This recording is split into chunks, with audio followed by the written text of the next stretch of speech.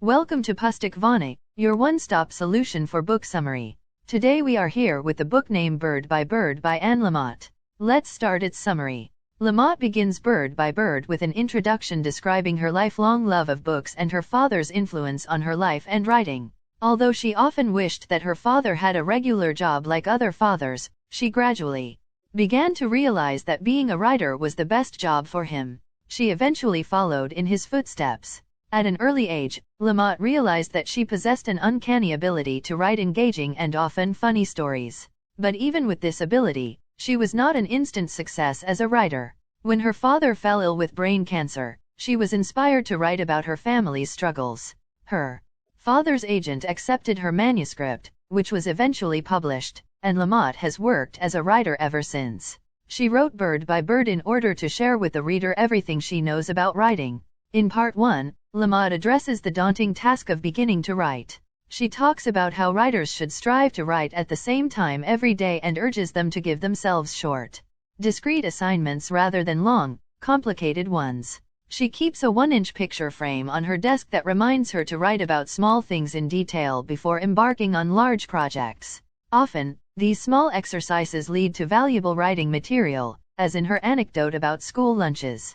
In the writing exercise that describes a lunch preparation, Lamott explains how the process of writing about mundane details provides the seeds of an interesting story. Lamott also encourages writers to give themselves permission to write imperfect first drafts, since this is an integral part of story development. Self-criticism and perfectionism can be writers' worst enemies, but writers must somehow continue to write even as self-doubt plagues them.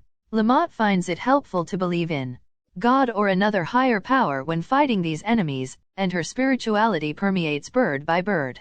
Lamott then addresses the more technical details of writing, comparing the process of writing to the slow development of a Polaroid picture.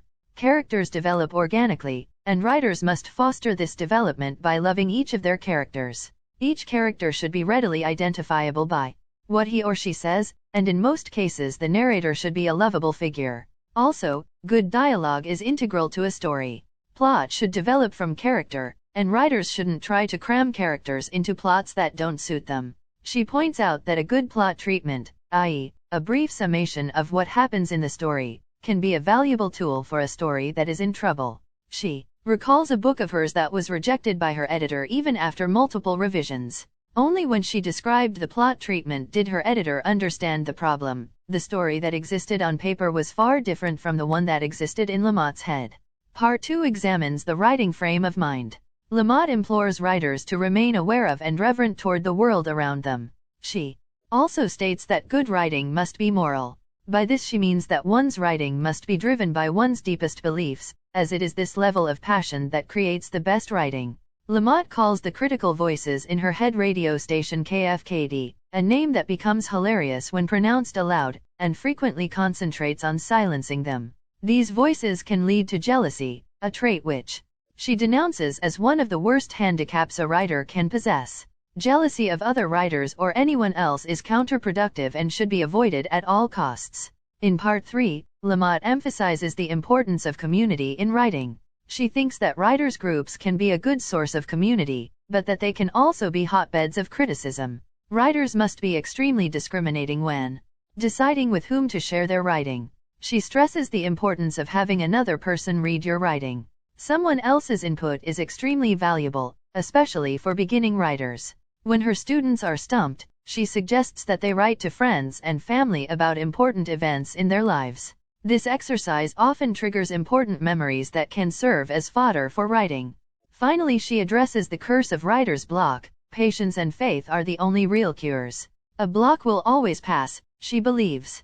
In Part 4, Lamott reminds her readers that their writing can be a gift. She frequently uses writing in her own life in order to memorialize someone for whom she cares deeply. She discusses her writing as a reaction to the deaths of her father and her friend Pam.